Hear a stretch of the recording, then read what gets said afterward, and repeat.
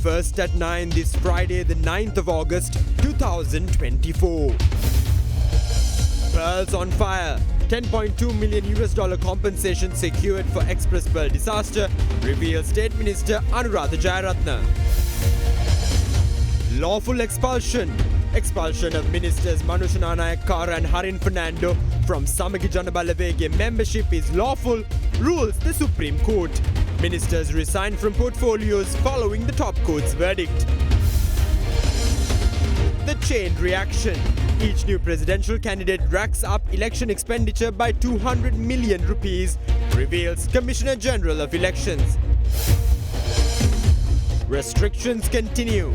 General public urged to not apply for passports unless their need is urgent and mandatory. Law delays in tender boarding process behind restricted issuance of passport, reveals Public Security Minister. ඔබේ විශ්වාසය දිනු සෙන්සුරයින් දැන් ළඟමැති ෆාමසියෙන් ලබා ගත හැක. This is Derana First at 9, live from Studio 24 in Colombo. Good evening and welcome to Derana First at 9. I'm Aditya Dirisinghe joining you live with the latest in Sri Lanka and around the world. Now taking you straight to your top story this evening, we take you to Parliament where State Minister of Justice and Prison Affairs Anuradha Jayaratne stated that Sri Lanka has been compensated with $10.2 million by the relevant parties for the environmental damage caused by the fire on the Express Pearl container carrier in 2021. He made this statement in response to a question raised by opposition leader Sajith Premadasa in Parliament today. Meanwhile, the opposition leader requested that the government propose a national policy for employment in the private sector to address issues related to welfare protection and fair wages for employees in the private sector. At the moment, there is no proper procedure in the legal system of the country to address issues related to welfare, protection and fair wages for employees in the private sector. Therefore, I request the government to present a national employment policy and fulfill its duty by adding much deserved value, particularly to employees in the private sector. I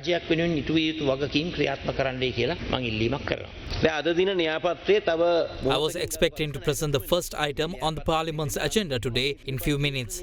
The first item on the agenda was to propose amendments to the National Minimum Wage of Workers Act. I would like to draw your attention to this matter since it is on today's agenda. The fire that broke out on the Express Pearl carrier led to significant environmental and economic damage. However, many have pointed out that the affected parties have not yet been compensated fully for the damages they incurred. Additionally, it appears that the government is very slow in securing those compensations. The Parliamentary Committee report on the Express Pearl incident has not yet been submitted to this House. We are concerned whether important facts are being concealed. Please expedite its submission. Those responsible have allocated some funds to be distributed among those affected, but that is not the correct procedure. On the contrary, what must happen is that the affected parties should conduct investigations, estimate the damage, and submit their findings to those responsible for appropriate compensation. In this case, it has happened the other way around.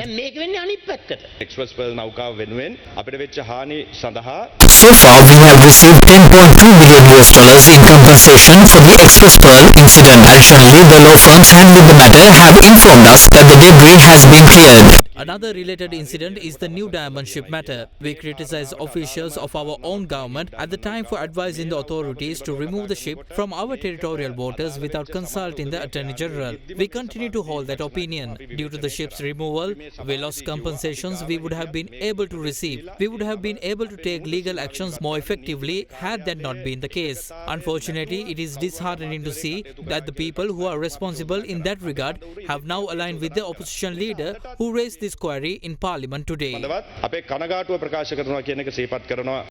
Horizon Campus 2024 Intake 2. Register now. Deputy Election Commissioner of Electoral Dispute Resolution at the Election Commission, Pumi Artigila, noted that the Election Commission is paying special attention to posts shared on social media platforms related to the 2024 presidential election.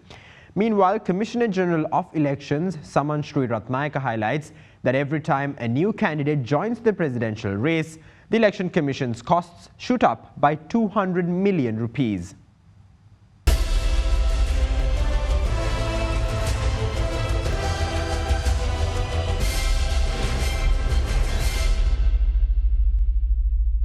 As the 2024 presidential election draws closer each day, Priyantha Wickramasinghe representing the Nawasam Samaj Party and Kirti Wickramaratne representing the Ape Janabala Party deposited their election bonds at the Election Commission today. This brings the total number of candidates who placed cash deposits for the upcoming presidential election to 27. In the meantime, a workshop on the implementation of election laws and regulations as well as guidelines related to media was held at the Department of Government Information today.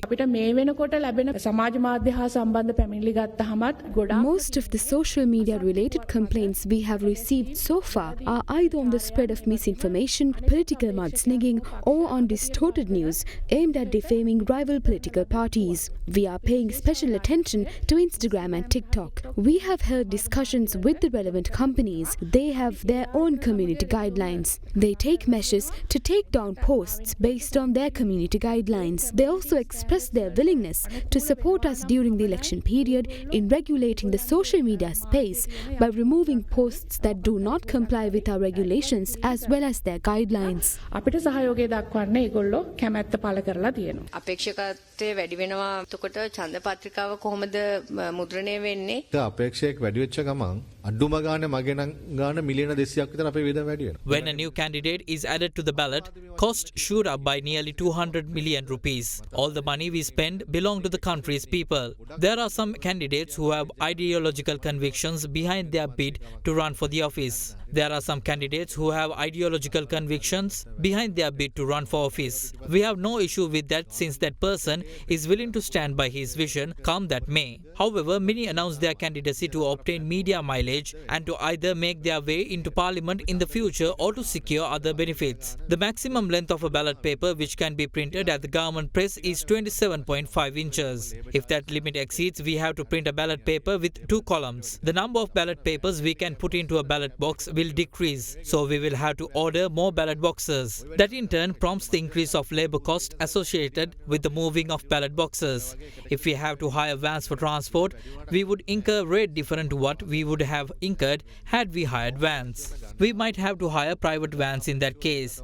With the increase of the number of candidates, the number of agents deployed at polling booths must also be increased. The increase in candidates will prompt a chain reaction in cost. An increase in expenditure is fine as long as candidates advocate for a genuine vision or ideology. In hindsight, all these candidates except for the main 2 candidates in past elections secure less than 5% of the votes. The election is being held for 1 office. My personal view is that all patriotic candidates must consider these variables. එක තනතුරක් සඳහානේ මේක තියෙන්නේ. කියන්නේ මේ රටට ආදරය කරන අපේක්ෂකයෝ නම් ඒ ගැන හිතන්න ඕනේ කියලා මගේ නම් පෞද්ගලික මතය.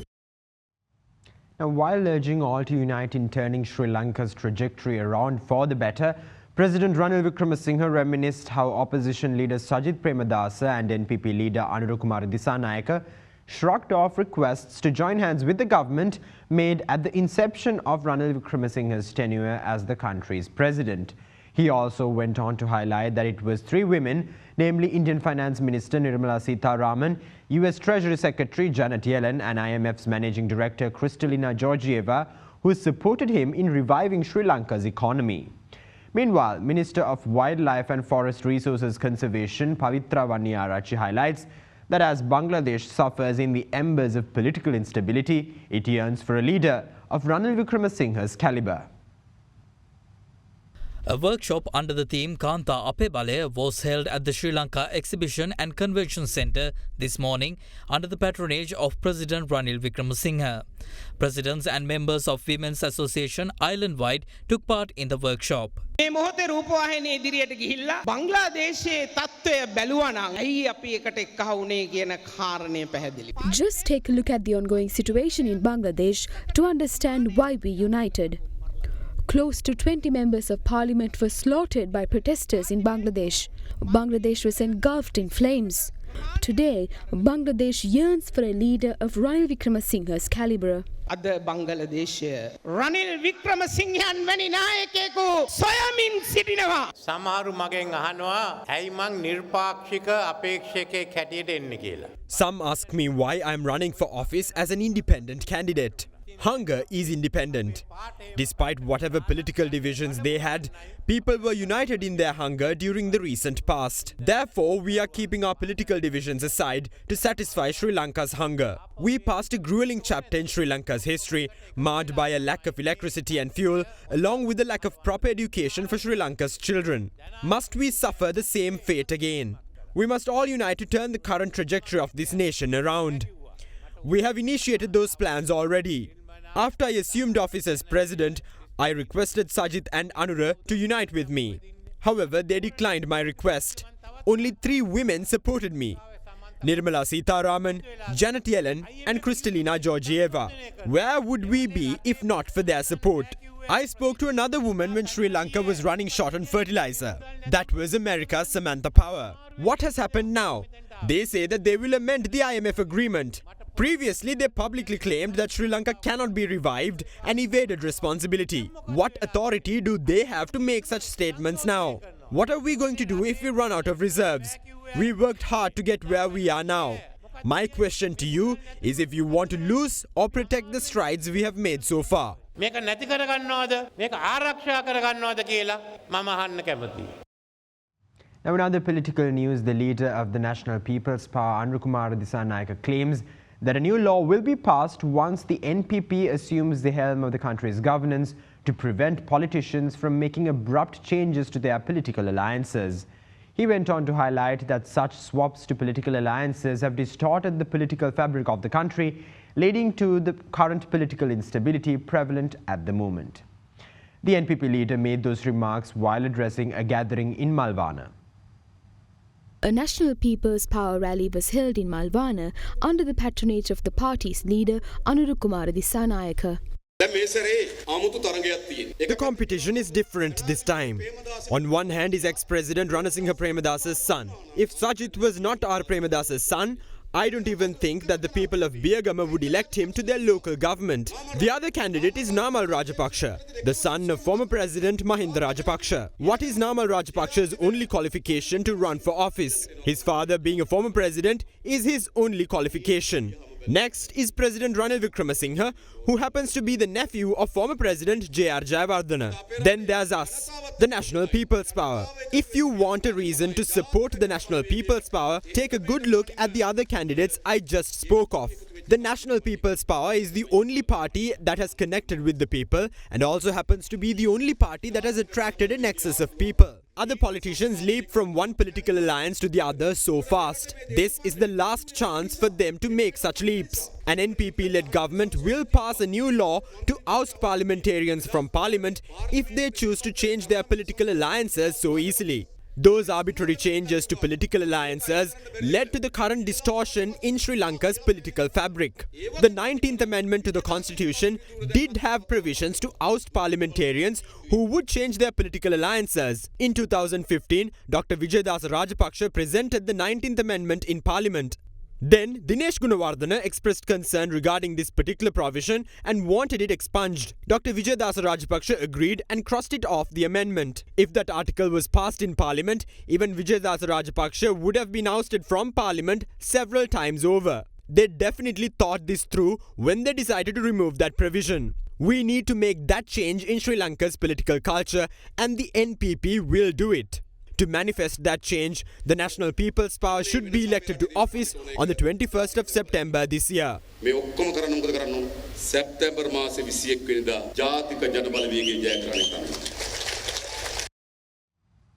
Now, the Minister of Public Security, Derana, has urged the public to not apply for passports unless their need is urgent and absolutely mandatory. Addressing a media conference in Colombo, the minister pointed out two law delays in the tender awarding process as the reason behind the restricted issuance of passports, and went on to reveal that the passport issuance will be back on track by October this year. Sri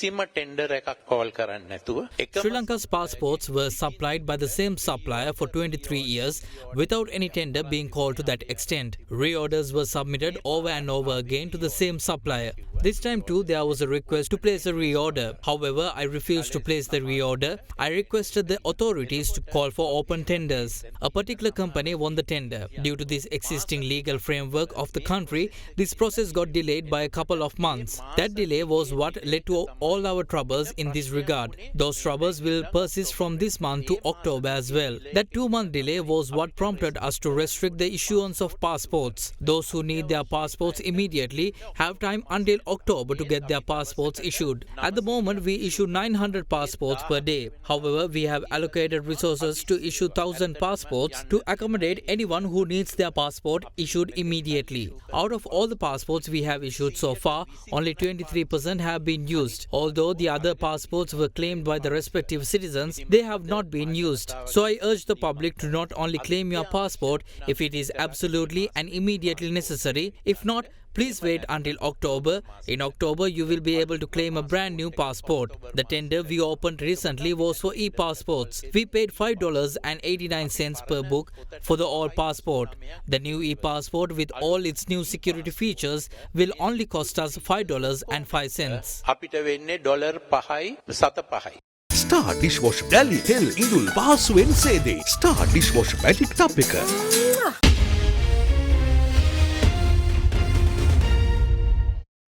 Welcome back. Now the Supreme Court has ruled that the decision by the Samagya Jana Balawegaya to expel ministers Manusha Nanayakara and Harin Fernando from the party was lawful. The court issued this verdict today, dismissing a petition filed by the two ministers seeking an order declaring unlawful the decision to remove the ministers from the party. The decision was announced this morning by a 3-member Supreme Court bench comprising Justices Vijit Malalgoda, Achula Vengappuli and Arjuna Obesekara. Following the resignation of former Prime Minister Mahinda Rajapaksa, a new cabinet was formed under Ranil Wickremesinghe, who then assumed the premiership under former President Gotabaya Rajapaksa. MPs Harin Fernando and Manusha Nanayakara accepted ministerial portfolios in the new government despite the Samagya Jana Balawegaya's vow to take disciplinary action against them. After incumbent President Wickremesinghe assumed office following the resignation of former President Gotabaya Rajapaksa, both MPs continue to hold their ministerial positions. In May 2022, the SJB suspended the party membership of the two parliamentarians due to their acceptance of ministerial portfolios. On the 18th of July 2023, the SJB's working committee decided to expel Harin Fernando and Manusha Nanayakara from the party. Against this backdrop, Fernando and Nanayakara filed petitions with the Supreme Court challenging the SJB's decision. However, during today's hearing, the court ruled unanimously that the expulsion of the petitioners from the SJB was legal and dismissed the petitions without costs. අද ශ්‍රේෂ්ඨාධිකරණයේ ඒ ලබා දෙන තීන්දුව හරහා අපි තවත් ශක්තිමත් වෙනවා දේශපාලඥයන් විසින් පක්ෂමාරු කිරීම තමන්ගේ වාසිය වෙනුවෙන් පක්ෂමාරු කිරීම ජනතාවගෙන් ගත්ත ජනවරමට විරුද්ධව ගිහිල්ලා පක්ෂමාරු කිරීම ඒ සියලු දේවල් වලට එරෙහිව අද ශ්‍රේෂ්ඨාධිකරණයේ ඓතිහාසික තීන්දුවක් ලබා දුන්නා. Following the top court's verdict, both ministers resigned from their respective ministries. After their respective resignations, MPs Harin Fernando and Manusha Nanayakara held a press briefing.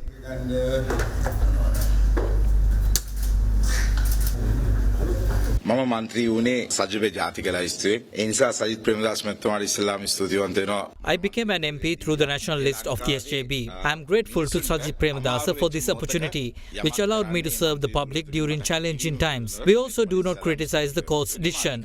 If someone accuses us of interfering with law, this is the best time for President Ranil Wickremesinghe to interfere, since two of his most successful ministers are being pulled out their ministries. The tourism sector has generated $5 billion, 3 times the amount disbursed by the IMF. Manusha has also contributed significantly. Neither Manusha nor I sought ministerial portions. We requested Sajid Premadasa to lead. Let me reveal why we left. During the last meeting, he expressed concerns about funding which could impact the upcoming elections. We urge Sajid Premadasa to support President Wickremesinghe and to make use of our expertise in running the government. We have no personal issues with him.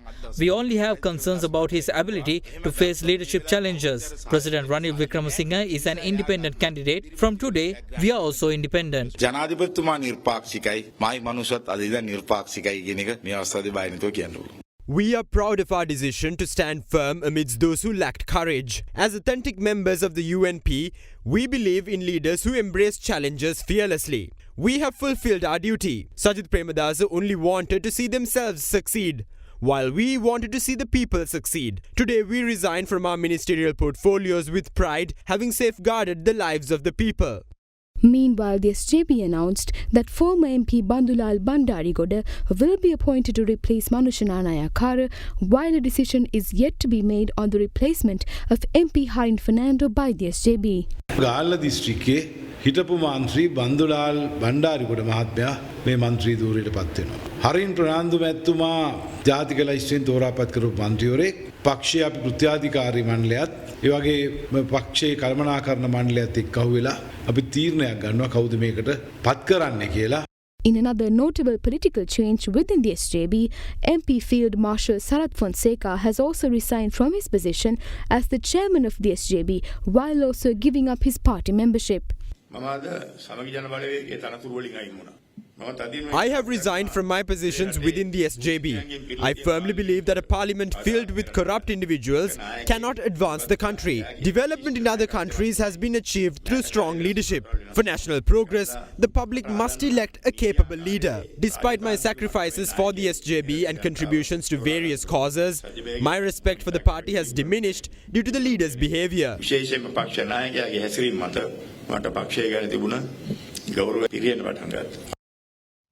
Now, the Speaker of Parliament, Mahinda Yapa announced to the House that he has endorsed the certificate of the bill titled the Public Finance Management Bill. This endorsement was made yesterday in accordance with the provisions of the Article 79 of the Constitution of Sri Lanka. The said bill was presented to Parliament on the 22nd of May 2024 and it was passed with amendments on the 25th of July without a vote.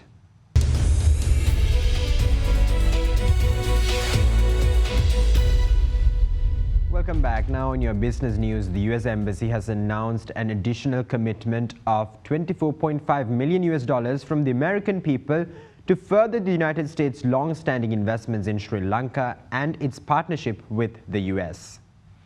The additional funding was announced at an event held at the premises of the Sri Lankan Minister of Finance by USAID's Assistant Administrator for Asia, Michael Schiffer, who is currently on a visit to Sri Lanka. USAID Sri Lanka and Maldives Mission Director Gabriel Grau also participated in today's ceremony alongside State Minister of Finance Shehan Semasinghe. The funds from the USAID Sri Lanka agreement will enhance market-driven growth, environmental sustainability and promote good governance in Sri Lanka, supporting collaborative efforts to improve the lives of Sri Lankans. Meanwhile, US Ambassador Julie Chung emphasized the US's ongoing commitment to Sri Lanka, highlighting investments in economic growth, governance and climate resilience.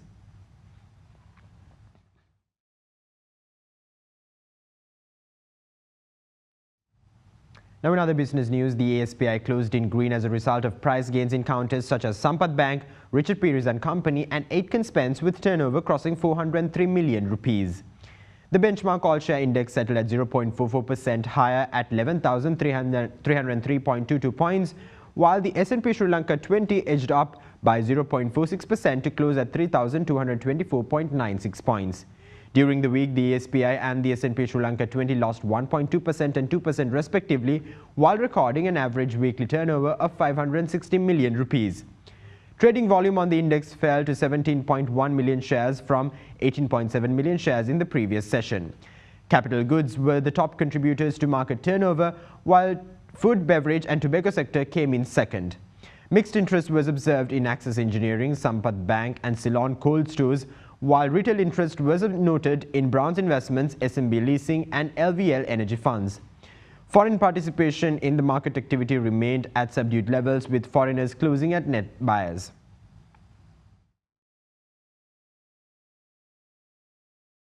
With that, let's take a look at how the rupee traded against other major currencies for the day.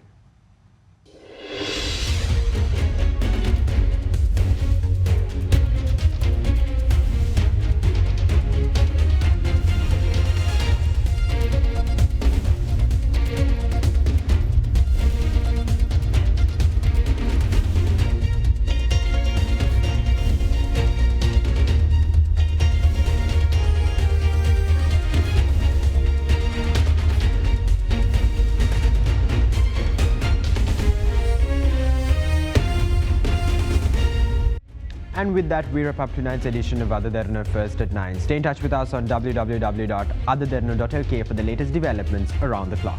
Thank you. Have a great night.